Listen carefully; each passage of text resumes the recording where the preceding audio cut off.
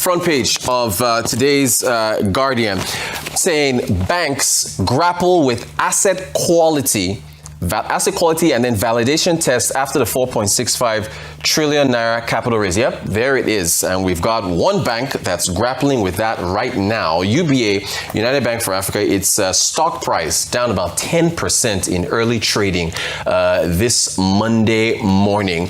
It did appreciate last week, but the shares are under pressure following that earnings release for 2025 that showed the profits after tax, in fact, before tax, down 47%. Yeah, there it is, due to that 303 billion naira impairment charge. Now, what you're looking at is the group level earnings. You see gross earnings there down about 3%, net interest income that was up, but you can see the 47% drop. If we look at the bank level actually showing that the bulk of that impairment was, there it is, that's the 300 billion there.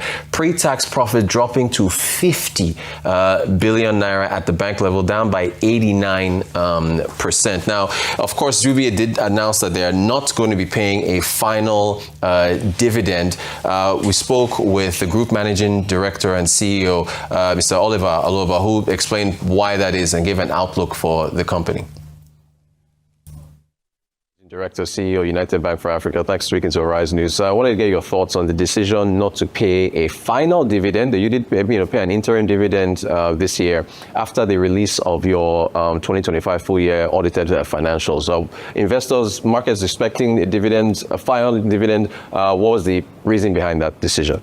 Thank you so much for that question, which I think is a very important one for investors and shareholders in Nigeria and globally around the world. You will recall that UBA has had a long history of dividend payment, and such dividend come in double digit. The dividend yield come in double digit.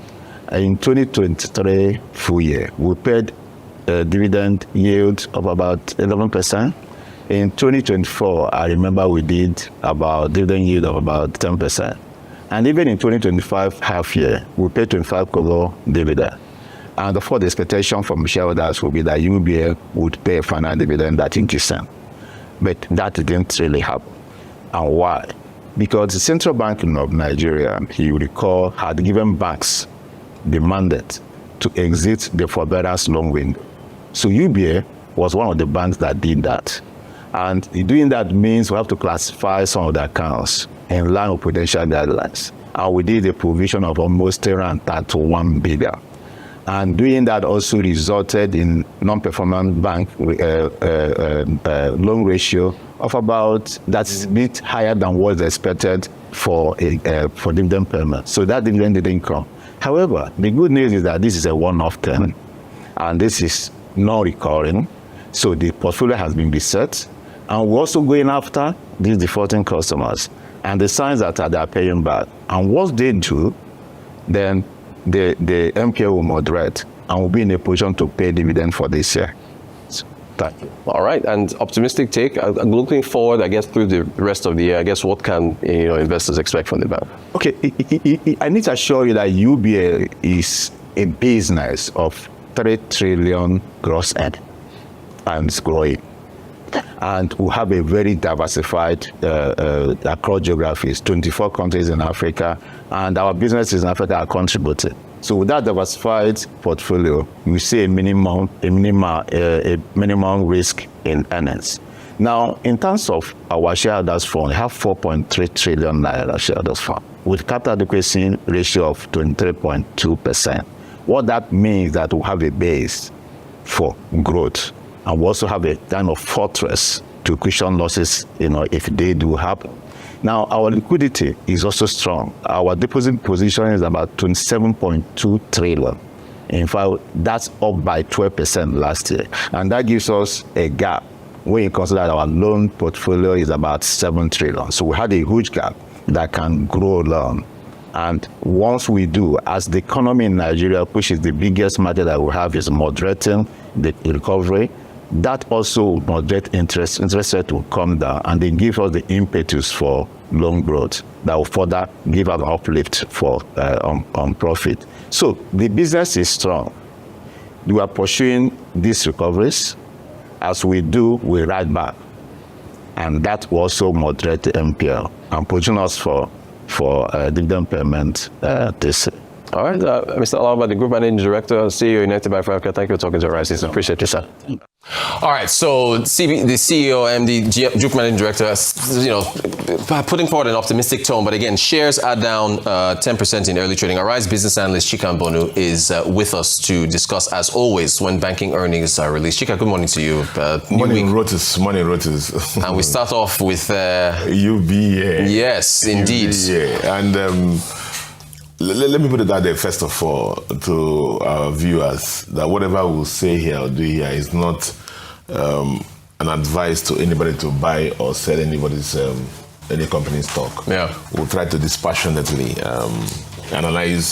professionally analyze the issues on the ground and let our viewers take the decision as to what they want to do.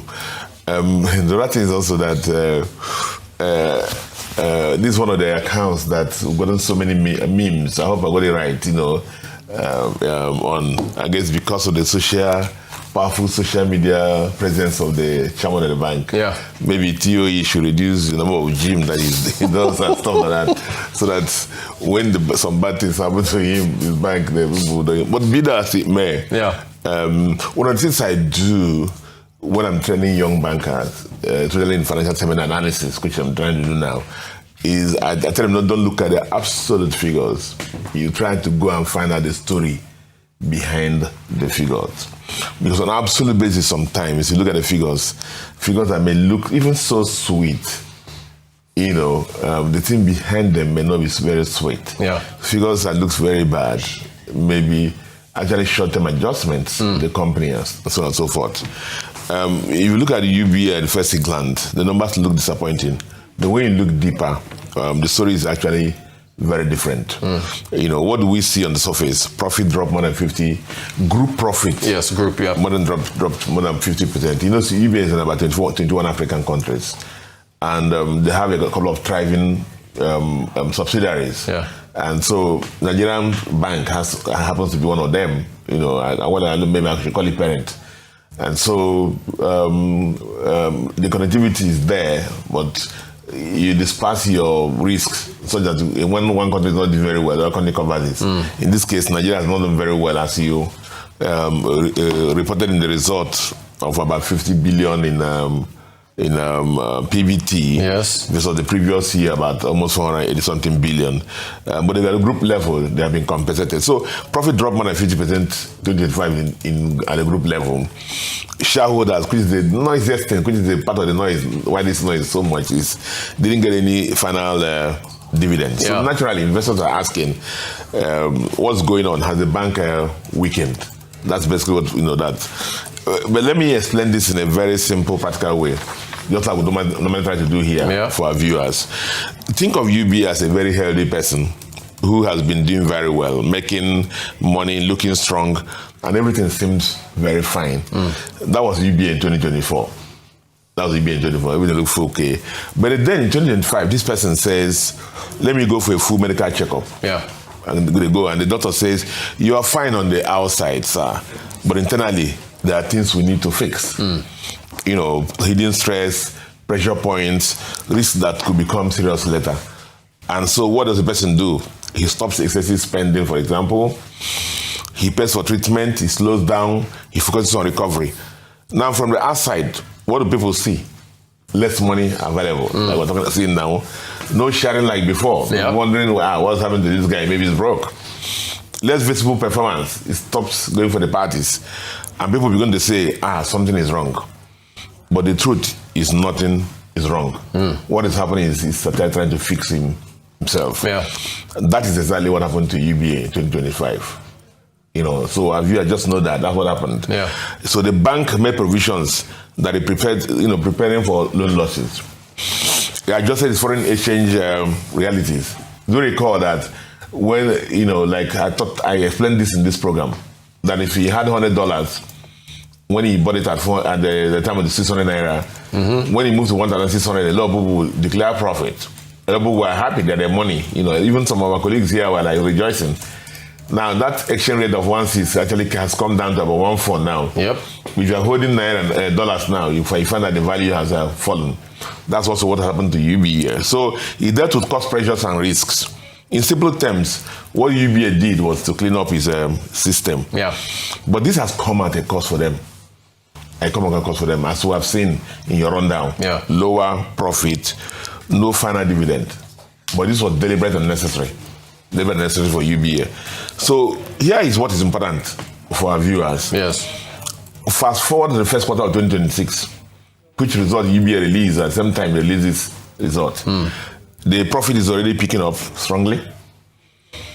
Revenue is still growing. Lending is picking up again. So what does it tell us? That the patient has responded well to treatment. So what I want to tell the shareholders is this. They didn't get the final dividend. Yeah. It's bad. I do recall I wrote this in this market. At the time, MTN was a cash cow. Whenever they paid dividend, they were so happy. We're looking for plan of vacations around it. But remember, after the 2023 devaluation, for almost 2 years in a row, MTN didn't pay dividends. Yeah. He messed up the financials of personal finances of a lot of us. We had some of us sold some of our stock, some of us held and said, it's MTN now. We know MTN now. They're going to turn around. And look at what has happened this year. They've turned around. So, but let's be honest. And this is my question for everybody. Yes. Who are shareholders? Will you rather collect money today? And face bigger problems tomorrow? Or allow the banks to fix itself? Right. Strengthen its foundation and deliver more sustainable returns going forward. So the big takeaway for me is the story of discipline for UBA. Yeah. It's a story of reset, what I call reset for them. And a story of moving from win for profit of 2024. Remember, some people were just declaring profit, and no wonder. See why CBN was very wise then. Yeah. CBN said, please, this is your win for profits in 2024. Right. Don't pay dividends from it. Yeah. You can see that he has reversed. Imagine banks pay dividends from there. And then look at what's happened now. Yeah. So to real sustainable banking income. So UBA didn't go to hospital in 2025 because it was dying. He went there because he wanted to live longer. Yeah.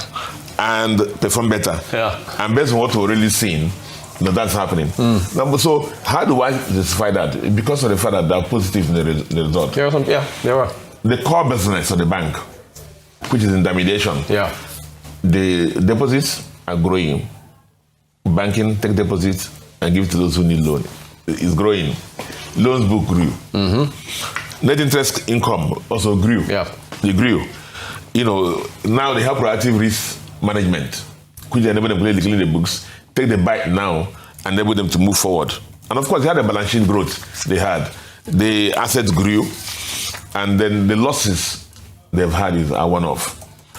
So I see that they have done this. It's a sad day for shareholders because the dividends are not paid. And on the basis of that, that every shareholder has to act on a rational behavior. It determines what they want to do. But the issue is that they turn around and see, based on what the review of the Q1 financials, 2026, has started happening. Yeah. And the half year 2026 is going to be major for UBA. And let's see that trajectory continues to enable us to make sure that they pay half your dividend so the reset will be complete. All right, it's an interesting year already. We've seen GT, Zenith, now UBA. So I have to see how things play out with the remaining tier 1 banks. All right, business analyst Chika Mbonu, thank you so much for your time. Really appreciate it.